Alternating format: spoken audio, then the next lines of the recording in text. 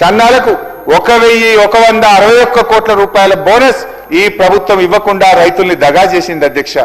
అంటే మార్పు అంటే మడమ తిప్పు అనేటువంటి విధానాన్ని ఇవాళ అమలు చేస్తా ఉన్నారు అధ్యక్ష. రాజ్యాంగం సాక్షిగా చట్టసభల్లో ప్రవేశపెట్టిన బడ్జెట్ ప్రసంగానికి ఒక పవిత్రత ఉంటుంది అధ్యక్ష.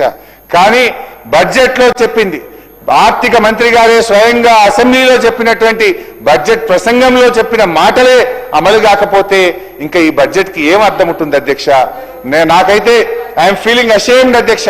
అంటే బడ్జెట్ శాంటిటీనే ఈరోజు దెబ్బతీస్తున్నటువంటి పరిస్థితి అధ్యక్ష. మొత్తంగా ఈ బడ్జెట్ ప్రసంగాలు చూస్తూ ఉంటే వీరి సంకల్పంలో ప్యూరిటీ లేదు, వీళ్ళు చెప్పే మాటల్లో క్లారిటీ లేదు, బడ్జెట్ ప్రసంగాల్లో శాంటిటీ లేదు, బడ్జెట్ లో చెప్పిన మాటలు అమలు చేస్తారన్న గ్యారంటీ లేదు అనేటువంటిది అర్థమైతా ఉంది అధ్యక్ష. మేనిఫెస్టోలో ఒకటి రాస్తారు, బడ్జెట్ లో ఒకటి చదువుతారు, క్షేత్రస్థాయిలో మరొకటి చేస్తున్నారు అధ్యక్ష. అందుకే ఈ బడ్జెట్లు no purity, no clarity, no surety government అధ్యక్ష. ఇది అధ్యక్ష, మిమ్మల్ని నమ్మిన రైతుల్ని ఆగం చేయడానికి ఎందుకు ఇన్ని ఎత్తుగడలు?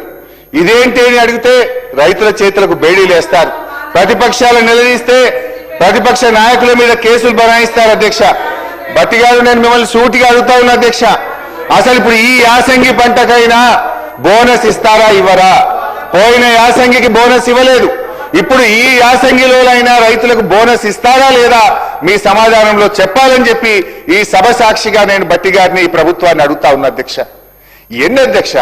రుణమాఫీలో దగా, రైతు బంధులో దగా, బోనస్ లో దగా, పంటల బీమాలో దగా అధ్యక్ష. పంటల బీమా గురించి ఎంత గొప్పగా చెప్పింది అధ్యక్ష ఈ బడ్జెట్ బుక్ లో, ఒకసారి చూడండి అధ్యక్ష.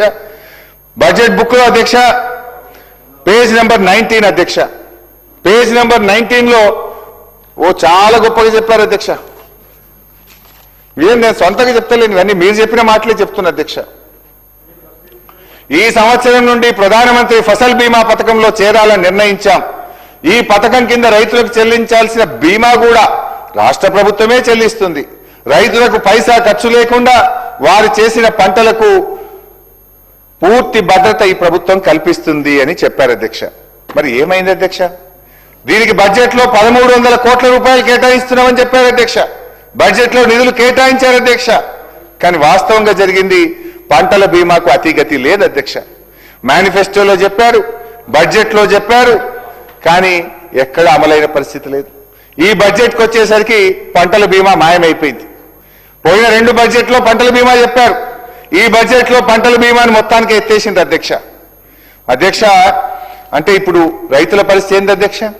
గత 2 సంవత్సరాలుగా అకాల వర్షాల వల్ల, తుఫాన్ల వల్ల, వడగళ్ల వాన వల్ల నష్టపోయిన రైతాంగానికి ఇవాళ మీరు మాట తప్పడం వల్ల ఇవాళ రాష్ట్రంలోని లక్షలాది మంది రైతులకు ఇవాళ తీవ్రమైనటువంటి అన్యాయం జరుగుతూ ఉంది. బడ్జెట్ ప్రసంగంలో చెప్పి 1,300 కోట్లు కేటాయించి పంటల బీమా పథకం అమలు చేయకపోతే ఆ రైతుల పరిస్థితి ఏం కావాలి అధ్యక్ష? పోనీ మీరు చెప్పిన ఇన్పుట్ సబ్సిడీ అనే ఇస్తున్నారా? ఎకరానికి 10,000 ఇన్పుట్ సబ్సిడీ ఇస్తామన్నారు. నా నియోజకవర్గంలోనే, రాష్ట్రంలో అంతటా అదే పరిస్థితి అధ్యక్ష. గత 3 సీజన్లలో నష్టపోయినటువంటి రైతులకు ఈ రోజుకు పంటల బీమా అందలేదు, కనీసం ₹1 ఇన్పుట్ సబ్సిడీ కూడా అందలేదు అధ్యక్ష. అంటే అధ్యక్ష, బోనస్ బోగస్ అయిపోయింది, బీమా బూటకమైపోయింది.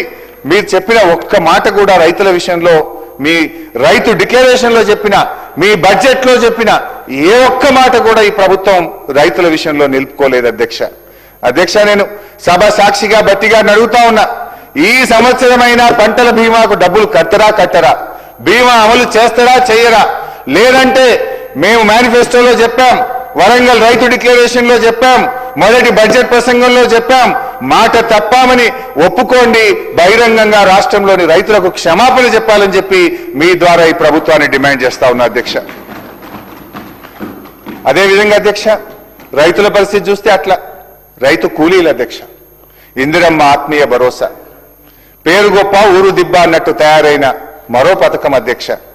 దీని పరిస్థితి అధ్యక్ష, మొదటి బడ్జెట్లో అధ్యక్ష పేజ్ 18, భూమి లేని రైతు కూలీలకు ఆర్థిక మరియు జీవన స్థితిగతులను మెరుగుపరచడానికి మా ప్రభుత్వం లక్షలాది భూమి లేని నిరుపేద రైతు కూలీలకు సంవత్సరానికి 12,000 రూపాయలు అందించే బృహత్తర కార్యక్రమాన్ని ఈ సంవత్సరమే ప్రారంభం చేస్తున్నాం. ఎప్పుడు చెప్పింది అధ్యక్ష? 2024-25. సరే అధ్యక్ష 2024-25 అమలు కాలే, మళ్ళీ 2025-26 మళ్ళీ అదే చెప్పింది అధ్యక్ష. బృహత్తర పథకాన్ని ప్రారంభించబోతున్నామని 25-26లో చెప్పింది అధ్యక్ష. మళ్ళా చూస్తే అధ్యక్ష 26-27లో కూడా మళ్ళీ 6,000 కోట్లు పెట్టిండ్రు. అంటే అధ్యక్ష మీరు 24-25లో పెట్టిండ్రు, ఒక్క రైతు కూలికి ఇవ్వలే. 25-26లో పెట్టిండ్రు, ఒక్క రైతు కూలికి ఇవ్వలే. మళ్ళీ 26-27 ఈ సంవత్సరం కూడా మళ్ళీ పెట్టిండ్రు అధ్యక్ష. ఏంది అధ్యక్ష, పాపం రెక్కలు ముక్కలు చేసుకొని ఎండనక వాననక కష్టపడే గా రైతు కూలీలను దగా చేయడానికి మీకు ఎట్లా మనసు వచ్చింది బట్టి గారు అని నేను అడుగుతా ఉన్నా. కనీసం మీ ఆత్మీయ భరోసాలో, ఇందిరమ్మ ఆత్మీయ భరోసాలో ఆత్మీయత లేదు, భరోసా లేదు. ఆత్మీయత కరువైపోయింది కూలీలకు, భరోసా కూడా కూలీలకు కరువైపోయింది అధ్యక్ష. 2 బడ్జెట్లో నిధులు కేటాయించి అమలు చేయకపోవడం ఆ నిరుపేద కూలీలకు ఈ సర్కారు చేసినటువంటి క్షమించరానటువంటి ద్రోహం అధ్యక్ష. ఇది అధ్యక్ష పాపం పెద్దలు కీర్తిశేషులు ఇందిరాగాంధీ గారు భౌతికంగా మరణించారు, కానీ ఈ ప్రభుత్వం చేస్తున్న వాగ్దానాలు నైతికంగా వారు మరణిస్తా ఉన్నారు. వారి పేరు పెట్టి, ఇందిరమ్మ పేరు పెట్టుకోనన్న పథకం అమలు చేయరా అధ్యక్ష? కళ్ళు తెరవండి బట్టి గారు, అంకెల గారడి కాదు, ఇచ్చిన మాట ప్రకారంగా నిరుపేద కూలీల కడుపు నింపాలని చెప్పి మీ ద్వారా ఈ ప్రభుత్వాన్ని కోరుతా ఉన్న అధ్యక్ష. అదేవిధంగా అధ్యక్ష ఇవన్నీ నేను ఏవి కూడా సొంతం చెప్తున్నాను అధ్యక్ష. బడ్జెట్ బుక్కుల్లో హామీలు ఇచ్చి మాట తప్పినవే నేను గుర్తు చేస్తా ఉన్నా అధ్యక్ష. అదేవిధంగా అధ్యక్ష ఇప్పటిదాకా కూలీల కథలు విన్నాం, రైతుల వెదలు విన్నాం, ఈ ప్రభుత్వం కూలీలను రైతుల్ని ఎట్లా మోసం చేసిందో విన్నాం అధ్యక్ష. అదేవిధంగా అధ్యక్ష ఈ ప్రభుత్వం యొక్క నమ్మక ద్రోహానికి బలై నెత్తురు చిందించిన నిరుద్యోగుల వెతలు కూడా వినిపించే ప్రయత్నం చేస్తా అధ్యక్ష. ఓటాన్ అకౌంట్లో అధ్యక్ష, ఓటాన్ అకౌంట్ బడ్జెట్లో బట్టి గారు ఏం చెప్పారంటే అధ్యక్ష, చెప్పిన మాట ప్రకారంగా జాబ్ క్యాలెండర్ తయారు చేసి ప్రక్రియ ప్రారంభించాము అని ఓటాన్ అకౌంట్లో చెప్పారు అధ్యక్ష. మొదటి బడ్జెట్ అధ్యక్ష, నియామక ప్రణాళిక క్యాలెండర్ను త్వరలోనే ప్రకటిస్తున్నాము అని మొదటి బడ్జెట్లో చెప్పారు అధ్యక్ష. రెండో బడ్జెట్ అధ్యక్ష, రెండో బడ్జెట్లో గత ప్రభుత్వం నది దాటే వరకు ఓడమల్లయ్య, దాటిన తర్వాత బోడమల్లయ్య అనే విధంగా ప్రవర్తించిందని మమ్మల్ని విమర్శించారు రెండో బడ్జెట్లో అధ్యక్ష.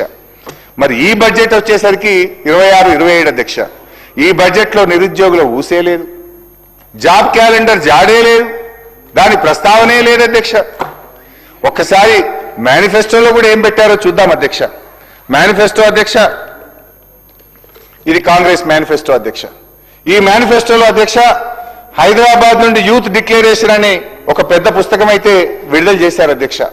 ఈ మేనిఫెస్టోలో ఏం చెప్పారంటే అధ్యక్ష, మొదటి సంవత్సరంలోనే 2 లక్షల ప్రభుత్వ ఉద్యోగాలు భర్తీ చేస్తామని హామీ ఇచ్చారు అధ్యక్ష. నేను అడుగుతా ఉన్న బట్టి గారిని, ఆ 2 లక్షల ఉద్యోగాలు ఇచ్చారా? ఎవరికి ఇచ్చారు? మొదటి సంవత్సరం గడిచిపోయింది, రెండవ సంవత్సరం గడిచిపోయింది, మరి చేయండి. ఒకవేళ ఉద్యోగాలు ఇచ్చుంటే నిరుద్యోగుల విజయోత్సవాలు కూడా జరపండి బట్టి గారు. ఎందుకో చేస్తలేరు నిరుద్యోగుల విజయోత్సవాలు. అంటే ఇక ఈ ముఖ్యమంత్రి గారు అయితే మరీ విడ్డూరం అధ్యక్ష. నిరుద్యోగులకు ఉద్యోగాలు ఎక్కువైపోయి ఇక నోటిఫికేషన్లు చాలు అంటున్నారని చెప్పి సెలవిస్తారు ఆయన. పోదామా మరి? నేను అడుగుతా స్పీకర్ గారు, ఒక పావు గంట హౌస్ అడ్జెంట్ చేయండి సార్. ఇక్కడనే కదా సార్ అశోక్ నగర్. బట్టి గారు మేము అందరం కలిసి అశోక్ నగర్ సెంట్రల్ లైబ్రరీకి పోయి అడుగుదాం, మరి నిరుద్యోగులు నోటిఫికేషన్లు చాలు అంటున్నారా? మీరు ఇచ్చిన ఉద్యోగాలతో వాళ్ళు సాటిస్ఫై అయ్యారా? వాళ్ళ మాటలు ఏందో ఒక్కసారి పోయి వినొద్దాం.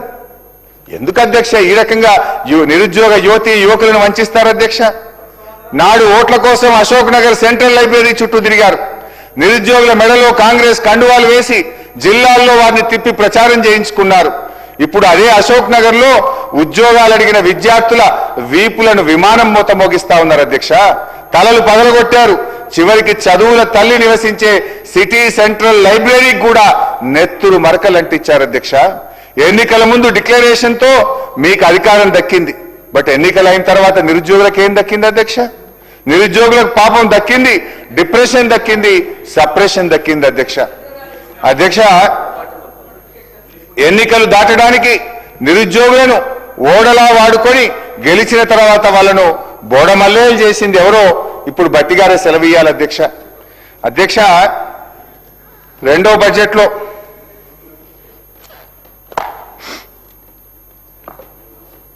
25-26 అధ్యక్ష, రెండో బడ్జెట్లో ఒక మంచి కవిత చదివారు అధ్యక్ష. బట్టి గారు మా మీద చదివారు 29వ పేజీ అధ్యక్ష. మా మీద ఏమని చదివారంటే అధ్యక్ష,